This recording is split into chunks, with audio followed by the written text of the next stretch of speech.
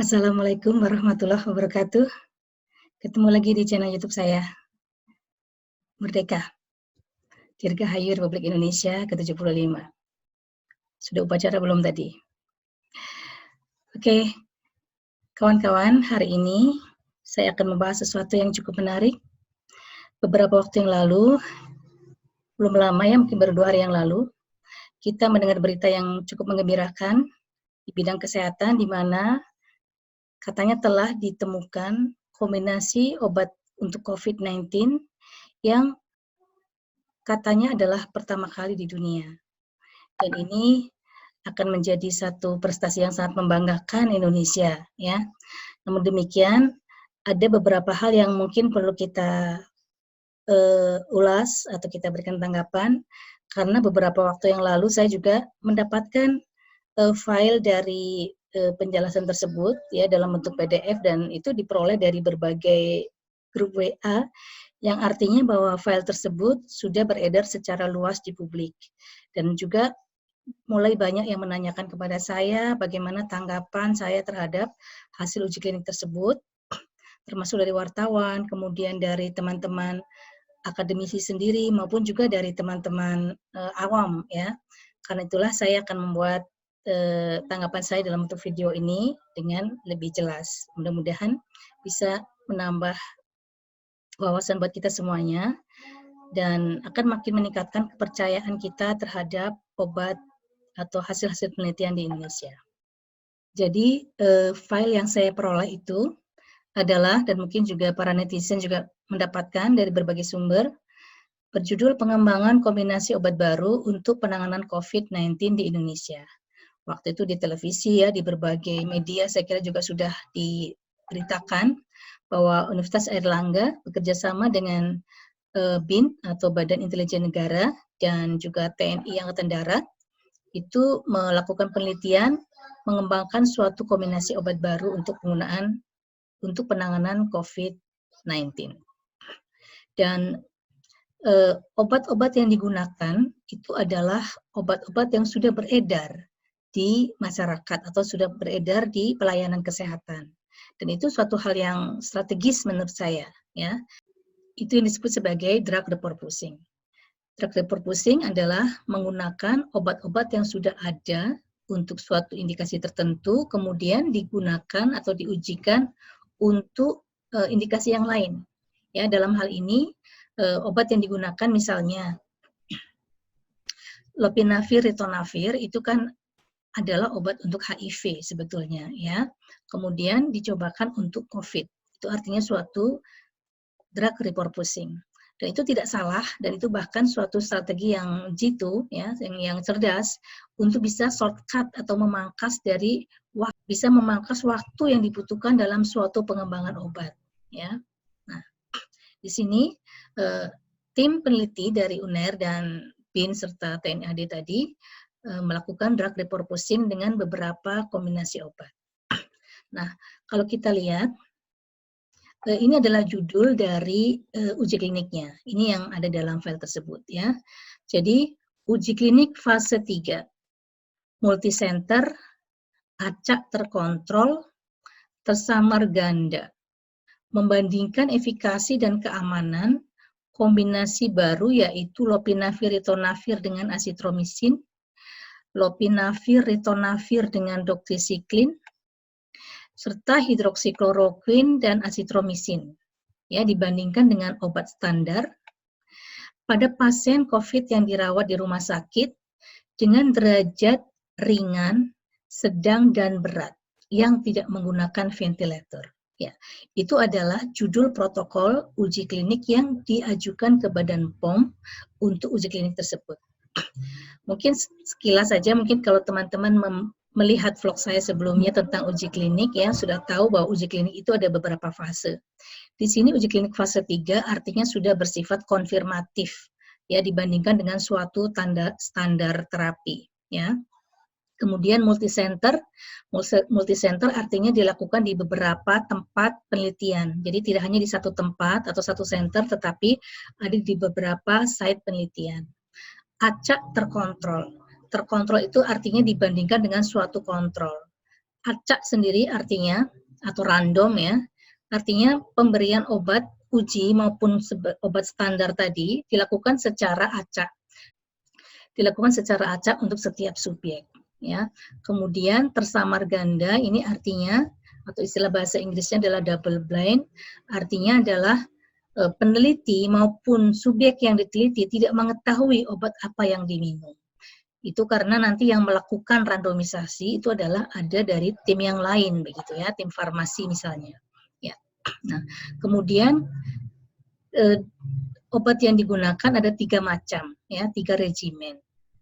Nah, pertanyaan saya di sini adalah atau catatan saya adalah di sini disebutkan ada 3 macam derajat keparahan subjek, ringan, sedang, dan berat. Nah, ini tentu harus menjadi catatan tersendiri karena dengan melibatkan subjek yang bervariasi derajat keparahannya, tentu waktu yang dibutuhkan untuk kesembuhan maupun standar terapinya akan berbeda. Ini akan menjadi catatan sendiri dalam suatu uji klinik. Mudah-mudahan itu sudah menjadi pertimbangan di dalam menjalankan uji klinik ini. Nah, sekarang apa saja regimen kombinasi obat yang diteliti? Beberapa waktu yang lalu, UNER dan BIN waktu itu juga sudah mempublikasikan di media mengenai penemuan regimen ini, tetapi waktu itu masih dalam uji in vitro, ya. Kemudian saat inilah kemudian mereka melakukan uji kliniknya. Ya. Ada waktu itu 5 kombinasi sebetulnya, dan kemudian yang sekarang diuji klinikan adalah 3. Ya, sesuai dengan judul dari protokol tadi adalah lopinavir ritonavir plus azitromisin, lopinavir ritonavir plus doxycycline, dan hidroksikloroquine plus azitromisin. Nah, catatan saya bahwa obat-obat ini sebetulnya sudah dipakai oleh para klinisi ya di berbagai rumah sakit untuk pelayanan COVID ini, tetapi dalam kondisi terpisah. Jadi misalnya dapat lopinavir ritonavir itu 1 tablet sendiri, kemudian ditambah dengan azitromisin itu 1 tablet sendiri, ya. Atau mungkin lopinavir ritonavir dengan doxycycline begitu. Itu sudah sering dijumpai di tempat pelayanan kesehatan. Jadi itu tidak sesuatu yang baru, ya. Hidroksikloroquine dengan azitromisin juga itu sudah merupakan kombinasi yang sering dipakai, ya, bahkan itu ada di dalam panduan terapi untuk COVID-19. Nah, sehingga menjadi pertanyaan saya, catatannya adalah kenapa harus dibuat dalam fixed dose combination atau dalam kombinasi tetap? Seperti yang dilihatkan dalam gambar ini, saya mendapatkan ini dari wartawan waktu itu mengirimkan dan menanyakan. Jadi pertanyaan saya pribadi adalah kenapa harus dibuat dalam kombinasi tetap? Karena itu akan membuat menjadi tidak fleksibel ketika menggunakan. Ya, ini mungkin sebagai catatan saja, ya. Ketika lopinavir dan ritonavir digunakan, salah satu efek samping yang cukup sering dijumpai pada lopinavir ritonavir adalah gangguan gastrointestinal atau gangguan saluran cerna, mual, muntah, dan juga memiliki efek hepatotoksik, yaitu bisa meningkatkan ALT dan AST, ya, itu adalah berarti meningkatkan atau menyebabkan gangguan fungsi hati. Sementara azitromisin dia termasuk obat yang bisa meningkatkan, memperpanjang QT, ya, ini untuk EKG, ya, ini untuk ke jantung. Jadi ketika obat ini diberikan secara terpisah, maka ketika ada suatu pasien mendapatkan nih lopinavir, ritonavir, kemudian azitromisin, tapi terpisah, terjadi misalnya gangguan fungsi hati, misalnya ternyata ALT, AST-nya meningkat, maka kita akan bisa segera menghentikan lopinavir, ritonavir, ya, tanpa menghentikan azitromisin. Azitromisinnya tetap jalan, misalnya memang itu memang bagus, ya, dan tidak ada efek yang membahayakan. Tetapi ketika dalam kombinasi tetap, maka ketika lopinavir, ritonavirnya harus dihentikan, azitromisinnya juga ikut berhenti. Ya, itu adalah risikonya ketika kombinasi tetap. Jadi ini menjadi pertanyaan, urgensinya apa di dalam kombinasi tetap ini? Karena durasi dari COVID-19 sendiri sebetulnya tidak terlalu panjang, ya, artinya penyakitnya itu sendiri bukanlah penyakit kronis. Bentuk-bentuk kombinasi tetap itu bisa dijumpai seperti pada pada terapi TBC. Mungkin teman-teman netizen tahu ya, TBC itu kan penyakitnya lama, terapinya bisa sampai berbulan-bulan. Dengan 3 macam obat misalnya itu akan membuat menjadi kurang patuh pada pengobatan, ya. Makanya ada yang disebut sebagai fixed-dose combination dari obat TBC, yaitu menyebabkan kepatuhan pasiennya meningkat karena dia hanya menggunakan 1 tablet saja yang berisi sekian macam obat, dibandingkan dia harus menggunakan secara terpisah misalnya 4 macam obat. Nah, tapi dalam kasusnya COVID itu sebetulnya tidak terlalu urgent menurut saya untuk menjadikan itu kombinasi secara tetap. Karena tadi ya durasi penyakitnya hanya pendek, ya mungkin hanya nggak sampai bulanan. Kemudian juga kondisinya dalam posisi mungkin di rumah sakit yang mendapatkan pengawasan yang ketat sehingga kepatuhan minum obat itu tidak menjadi masalah lagi karena diminumkan oleh perawat dan sebagainya. Sementara di sisi lain tadi, ketika ada terjadi efek samping terhadap 1 macam obat, maka obat yang lain juga akan harus ikut dihentikan ketika itu dalam kombinasi tetap. Ya itu aja pertanyaan saya sih, ya. Apa urgensinya? Nah itu yang mungkin nanti perlu dijelaskan juga. Nah, di sisi lain kalau kita lihat di WHO sendiri sebetulnya sudah mendiscontinue penggunaan hidroksikloroquine dan lopinavir ritonavir dalam uji klinik Solidarity Trial. Jadi mungkin yang sudah pernah mendengar ada uji klinik Solidarity Trial, itu ketika dilakukan interim analisis, jadi analisis tengah dari uji klinik, ternyata hidroksikloroquine dan lopinavir ritonavir hanya menghasilkan little or no reduction dalam mortalitas dari pasien yang dirawat di rumah sakit dibandingkan dengan obat standar, sehingga waktu itu hasil ini tidak terlalu menggembirakan, sehingga ya WHO mengatakan dia menghentikan, mendiscontinue, tetapi untuk digunakan sih tetap boleh-boleh aja, hanya dalam konteks uji klinik itu dia WHO menyarankan untuk discontinue, dihentikan untuk uji kliniknya. Sehingga menjadi pertanyaan juga, kenapa kita justru akan mengujikan ini ya? Nah ini satu pertanyaan. Baik, nah mungkin yang tadi saya jelasin sedikit, jadi lopinavir ritonavir itu sebetulnya adalah obat untuk HIV, ya. Dia adalah obat antiretroviral, ya, protease inhibitor, yang itu sudah dipakai untuk HIV dan itu ada beberapa merek. Ini tidak untuk endorse ya, jadi ada Aluvia, ada Kaletra, ini contohnya aja. Memiliki efek antiretroviral pada saat SARS-CoV maupun MERS-CoV dulu ya, jadi SARS dan MERS beberapa tahun yang lalu itu memang sudah dipakai dan katanya sih efektif, tetapi waktu itu dikombinasikannya dengan ribavirin atau interferon ya, jadi beda dengan yang sekarang.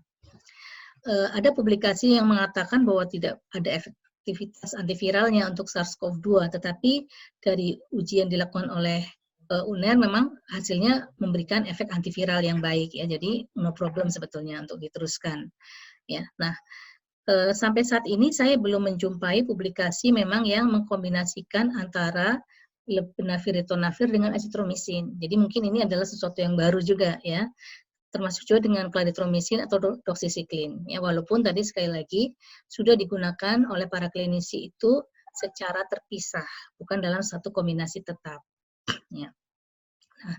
Nah, ini tadi yang saya sebutkan sedikit. Jadi lopinavir ritonavir ini memiliki efek ke arah gastrointestinal ya, bisa menyebabkan mual, diare begitu, dan juga meningkatkan ALT, AST ya maupun transaminase. Ini adalah menyebabkan gangguan fungsi hati.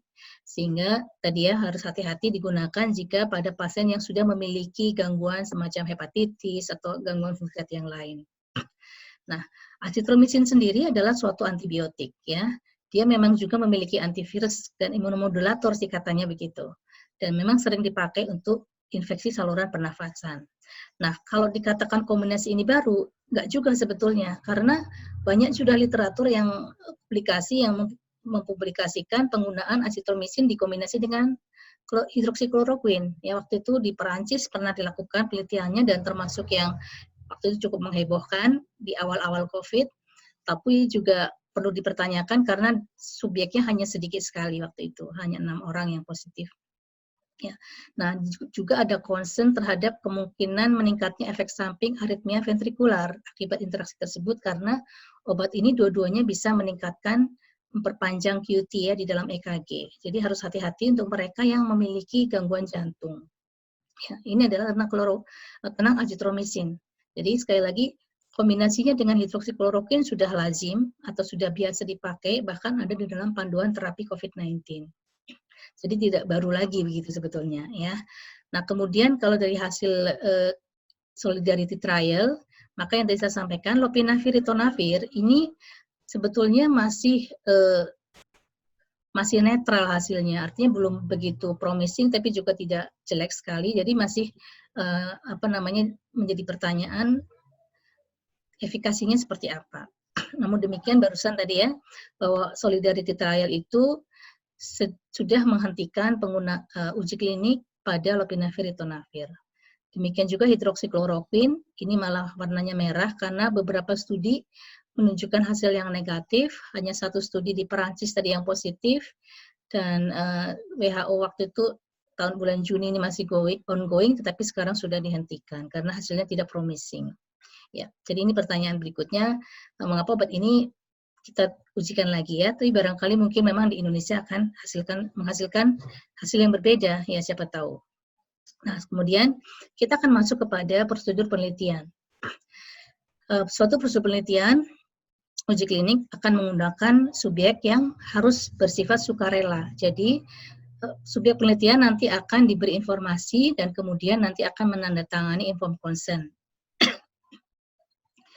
Kemudian pasien yang telah bersedia dipilih berdasarkan kriteria inklusi. Ya, ini yang juga perlu jelas ya, karena mungkin ini kalau di dalam edaran ini kan karena untuk publik hanya singkat, tidak dijelaskan sangat detail ya. Cuma saya hanya ingin mengingatkan bahwa karena tadi ada kriteria atau ada pasien ringan, sedang, dan berat ya di dalam judul uji kliniknya, maka kriterianya pasti harus cukup jelas ya untuk menetapkan yang mana ringan, sedang, dan berat. Kemudian dilakukan pengacakan oleh petugas farmasi berdasarkan nomor rekam medis tadi sudah dilakukan secara random ya. Kemudian pemeriksaan gejala klinik, kemudian pemeriksaan fungsi liver, fungsi hati, EKG, CRP. CRP ini adalah C-reaktif protein yang merupakan penanda dari inflamasi pada hari ke-1 dan hari ke-7. Kemudian EKG setiap 24 jam. Kemudian ada pemeriksaan sitokin. Ya, sitokin ini menarik karena ini merupakan juga penanda inflamasi. Ya, ada interleukin 6, interleukin 10, interleukin 2, dan TNF-alpha. Ini yang sering-sering disebut sebagai bisa mengarah kepada terjadinya badai sitokin. Ya, pada hari ke-1 dan hari ke-7 dilakukan pemeriksaan. Kemudian radiologi pada hari ke-1, 7, dan 14. Kemudian PCR, ya PCR ini dilakukan pada hari ke-1, ke-3, dan ke-7. Nah, kemudian obat diberikan sesuai dengan kategori kelompok perlakuan pasien selama 7-14 hari. Nah, ini menjadi menarik menjadi pertanyaan juga buat saya, kenapa ada rentang 7-14 hari? Karena dalam suatu uji klinik yang membandingkan suatu perlakuan, maka perlakuannya itu harusnya sama, ya. Jadi kalau misalnya satu kelompok diberi 7 hari, maka yang lain juga harus 7 hari. Ya, jadi ini harus jelas di dalam dokumen mengapa ada pembedaan dan bagaimana untuk menganalisis faktor dari waktu yang berbeda dari cara pemberiannya ini. Kemudian menghitung jumlah pasien yang jadi analisisnya adalah berapa jumlah kasus yang berkembang jadi berat. Jadi kalau kasus ringan berkembang jadi berat, lalu jumlah pasien yang meninggal untuk kasus yang sedang dan berat. Jadi ini adalah sepertinya merupakan parameter dari uji klinik ini ya, walaupun saya yakin pastinya masih banyak parameter-parameter yang lain di dalam uji klinik ini. Nah, mungkin tidak perlu disampaikan untuk publik ya. Nah, lalu bagaimana hasil penelitiannya? Ya, jadi protokol uji klinik sudah mendapatkan PPUK. PPUK adalah persetujuan protokol uji klinik dari Badan POM. Jadi it's okay ya. Sudah ditembuskan ke Balitbangkes, sudah mendapatkan kelaikan etik dari Komite Etik Rumah Sakit Erlangga. Kemudian dilaksanakan 7-4 Agustus 2020. Ini satu hal yang menarik buat saya, dan saya angkat jempol ya, apresiasi, karena dalam waktu 2 bulan bisa merekrut 754 subjek. Itu sangat luar biasa. Ya, karena kebetulan kami sendiri sedang barusan ini selesai ya, tanggal 15 Agustus kemarin, menyelesaikan rekrutmen dari uji klinik juga untuk COVID di Rumah Sakit Wisma Atlet di Jakarta. Dan itu untuk 90 subjek saja yang memenuhi kriteria, itu kita membutuhkan mungkin sampai 3 bulan ya. Jadi ini tapi hanya dalam satu site ya. Kalau ini kan multi center. Jadi mungkin saja, tapi ini effortnya sangat luar biasa. Jadi saya ucapkan selamat. Ya, jadi di sini adalah 754 subjek dengan syaratnya 696 dari Badan POM, tapi peneliti bisa mengumpulkan 754 ya, lebih dari yang disyaratkan. Itu hal yang baik sekali. Nah, tapi mungkin muncul pertanyaan saya adalah kenapa ada menjadi 6 perlakuan? Padahal obat yang diujikan ada 3, ya, yaitu 3 kombinasi tadi, ya, sesuai dalam judul protokolnya. Tetapi kemudian ada A, B, C, D, E, dan itu tidak ada penjelasan. Nah, itu mungkin kalau ini memang mau di-share ke publik, maka ini mestinya harus ada penjelasan, ya. Karena ini A ini yang regimen yang mana, B yang mana, C yang mana, kok tiba-tiba ada D sama E, begitu ya. Nah, kemudian ya jadi ini menjadi pertanyaan yang mungkin nanti perlu diklarifikasi ya. Ya. Kemudian beberapa catatan saya tadi, jadi standard of care yang digunakan itu nanti seperti apa, karena pada masing-masing site tentunya harus kira-kira sama begitu ya, sehingga yang membedakan hanyalah obat ujinya saja, bukan karena perbedaan pada standard of care-nya ya. Kemudian tadi ya ada 5 perlakuan, maka menjadi pertanyaan karena yang dicek hanya 3 kombinasi. Berapa lama obat uji diberikan? Tadi yang pertanyaan saya, karena disebutkan 7-14 hari. Padahal suatu uji klinik itu kalau memang akan dilakukan secara multisenter, semuanya harus sama. Setiap kelompok harus mendapatkan perlakuan yang sama. Termasuk berapa lama dia harus mendapatkan obat ujinya. Begitu ya. Jadi ini juga mungkin perlu penjelasan kenapa ada antara 7-14 hari. Tidak dijelaskan di dalam edaran tadi. Ya. Kemudian yang menarik juga adalah ada 754 subjek. Bagaimana distribusinya terkait dengan derajat keparahannya? Karena sekali lagi di dalam judul uji protokolnya adalah pada ringan, sedang, dan berat. Nah, sehingga itu nanti harus menjadi perhatian ya, karena berarti karena akan mengukur pada 3 kategori keparahan, tentunya itu harus bisa terdistribusi secara merata di setiap kelompok perlakuan.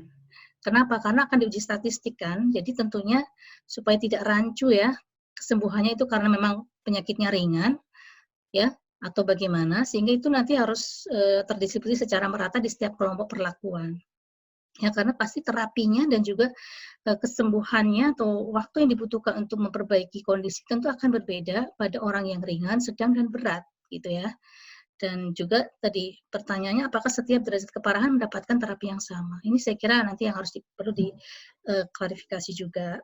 Karena sekali lagi udah dipublikasikan ya sampai ke publik, jadi ini pasti akan menjadi pertanyaan. Kemudian dari evaluasi ini saya juga hanya mencuplik dari yang beredar di publik. Evaluasi perbaikan klinis. Perbaikan gejala klinis tiap kelompok rata-rata menghilang di hari keempat. Ini mungkin dari segi bahasa saja mungkin agak sedikit kurang pas ya. Perbaikannya menghilang loh. Kok perbaikan kok menghilang? Mestinya adalah gejala klinis di setiap kelompok menghilang di hari keempat misalnya gitu.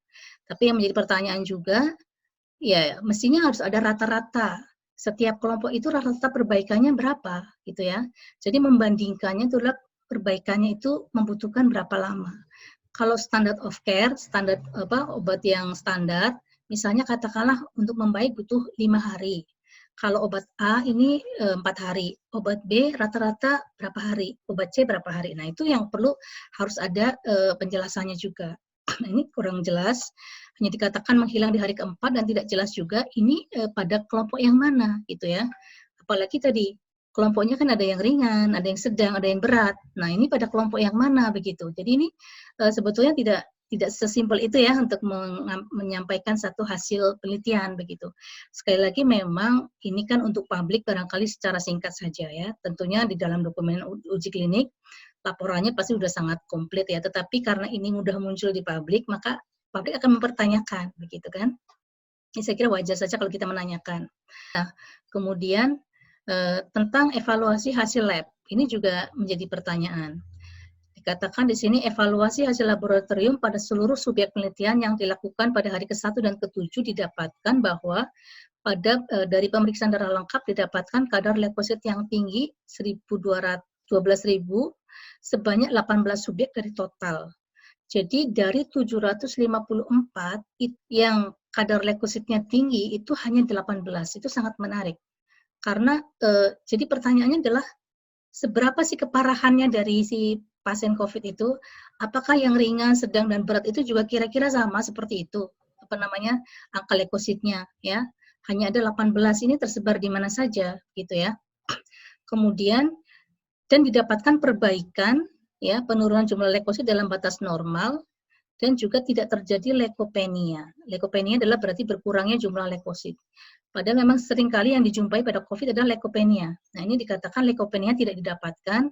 Pertanyaannya, ini tidak didapatkannya itu kapan gitu loh? Apakah di baseline atau sudah di akhir? Nah, ini kurang begitu jelas juga.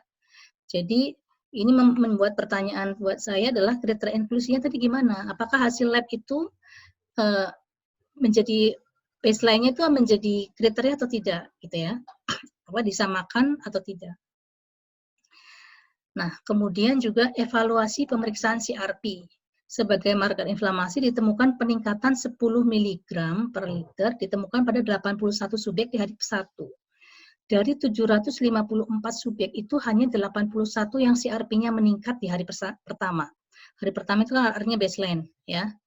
Nah, itu juga menjadi menarik. Jadi kalau CRP-nya cuma semuanya normal, semuanya hanya 81 yang meningkat, itu sebetulnya seberapa parah sih atau seperti apa kondisinya? Kan ini merupakan parameter begitu ya. Jadi derajat keparahannya seperti apa yang seperti itu ya.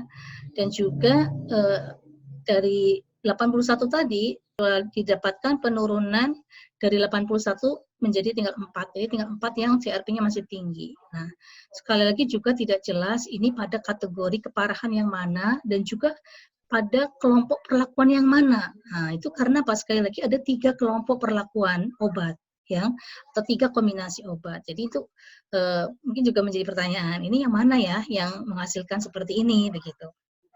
Ya. Kemudian juga ada hasil terkait dengan keamanan. Pernyataan yang kedua ini agak membingungkan juga karena disebutkan menormalkan keadaan trombositopenia dan limfopenia sebelum dan 7 hari sesudah terapi. Nah, tadi dikatakan leukopenia atau limfopenia itu tidak ada. Nah, itu tadi kan kurang jelas juga, itu di awal atau di akhir.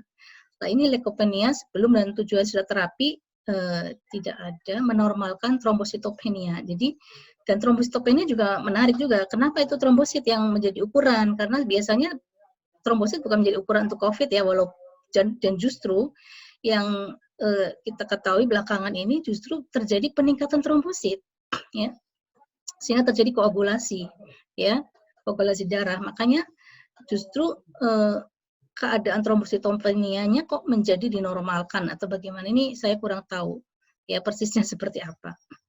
Jadi ini hal-hal seperti ini agak membingungkan untuk orang awam, buat termasuk saya dari hasilnya. Kemudian juga menurunkan D-dimer signifikan. Kemudian yang menarik lagi juga menurunkan secara signifikan badai sitokin. Ya, ini menarik karena kesimpulan ini hanya dilihat dari penurunan kadar interleukin 6, interleukin 10, dan penurunan kadar TNF-alfa. Kemudian disimpulkan bahwa itu bisa menurunkan badai sitokin. Nah, itu menurut saya tidak bisa loh langsung disimpulkan begitu ya, karena kita tidak mengamati badai sitokinnya. Jadi bagaimana dan apakah selalu penurunan sitokin tersebut langsung relevan dengan kejadian badai sitokin? Ya, jadi apalagi dikatakan sebagai signifikan, ya saya kira mungkin agak terlalu dini ya kalau kita menyampaikan bahwa ini bisa menurunkan secara signifikan badai sitokin, ya sementara kita tidak mengukur kejadian badai sitokinnya. Ya, jadi dan juga yang menarik lagi adalah senyawa yang mana ya yang bisa menurunkan ini, karena kebetulan obat-obat ini sifatnya mungkin tidak ke arah sistem imun ya, tetapi sebagai antivirus kan. Sehingga juga menarik digali obat mana yang bisa memberikan efek penurunan dari kadar interleukin 6, peningkatan interleukin 10 dan TNF-alpha ini. Atau seperti apa penjelasannya ya. Dan sekali lagi tidak jelas ini tuh didapatkan dari kelompok yang mana, dari A, B, C, D, E itu ya. Jadi ini juga memerlukan klarifikasi. Kemudian yang terakhir adalah hasil PCR, di mana dikatakan bahwa mempercepat clearance virus dengan hasil PCR negatif lebih dari 90% dibandingkan dengan terapi standar. Ini juga menjadi pertanyaan saya, angka 90% itu ngitungnya dari mana? Ya, kemudian pada perlakuan yang mana? Ya, yang berbunyi ada 90%. Dan juga dengan derajat keparahan yang seperti apa.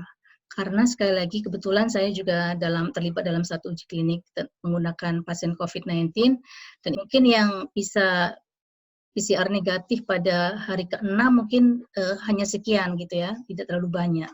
Tapi ini pada hari ketiga sudah PCR negatif itu luar biasa. Ya, jadi saya kira bagus sekali, tetapi menjadi pertanyaan pada kondisi yang seperti apa, derajat keparahan yang mana yang bisa PCR-nya langsung bisa negatif pada hari ketiga, ya karena tidak mudah juga ya, kadang udah gejala klinisnya udah membaik, dicek PCR juga masih positif, kadang kita jumpai seperti itu, ya faktanya di lapangan. Juga tentang viral load ya, viral load adalah mengukur jumlah virus. Nah di sini kalau kita lihat juga baseline-nya sangat bervariasi ya, jadi dikatakan menurunkan jumlah virus secara signifikan dibandingkan kelompok kontrol. Ya, di sini baseline-nya dari 200, ini dengan 69, ini adalah 77 ya. Ini penurunannya itu sebetulnya harusnya dilihat dari bukan sekedar angka ya, tapi mungkin persentase penurunan atau bagaimana, karena baseline-nya berbeda-beda ya. Jadi dan juga pertanyaannya perlakuan mana yang paling baik kalau seperti itu dari sini ya. Dari segi persentase penurunan mungkin ada juga nggak korelasinya dengan gejala klinik, perbaikan gejala kliniknya, maupun juga percepatan dari PCR negatif. Ya, oke. Saya kira ini saya yakin ya bahwa di dalam laporannya pasti jauh lebih lengkap ya. Ini karena kebetulan ada di publik ya, sehingga menjadi konsumsi publik, maka kita bisa mempertanyakan itu. Saya kira wajar para netizen dan pembaca juga ingin mendapatkan penjelasan, dan mungkin nantinya ya akan dievaluasi lebih lanjut oleh Badan POM. Nah, saya kira saya sampai bagian akhir di mana saya masih mengambil dari file yang tadi beredar. Dari hasil uji klinik ini akan diserahkan ke negara melalui BIN dan TNI, akan dikoordinasikan dengan Badan POM terkait dengan produksi dan izin edar. Jadi tentu kita berharap bahwa hasil uji klinik ini bisa segera dievaluasi, dan kemudian syukurlah misalnya nanti bisa segera di-ACC atau disetujui oleh Badan POM dan mendapatkan izin edar. Tentunya Badan POM akan sangat hati-hati ketika mengevaluasi suatu hasil uji klinik karena nanti akan berkaitan dengan keamanan dan juga keselamatan dari subjek ataupun masyarakat yang menggunakan. Apalagi jika di poin C ini dikatakan akan diinternasionalisasikan ya. Jadi saya kira dokumen uji kliniknya harus benar-benar baik, transparan, karena ketika akan dikirim atau diekspor misalnya ke luar negeri, tentu dokumen uji klinik tersebut juga harus diterima oleh negara-negara lain tersebut ya. Jadi saya kira ini sangat luar biasa. Jadi sekali lagi saya ucapkan selamat ya pada tim peneliti yang sudah menyelesaikan uji klinik yang pastinya sangat melelahkan, rigid sekali aturannya berdasarkan good clinical practice. Semoga bisa membantu masyarakat Indonesia dalam melawan COVID-19. Demikian kawan-kawan, sekedar ulasan dari saya terkait dengan hasil uji klinik yang sangat menggembirakan ini.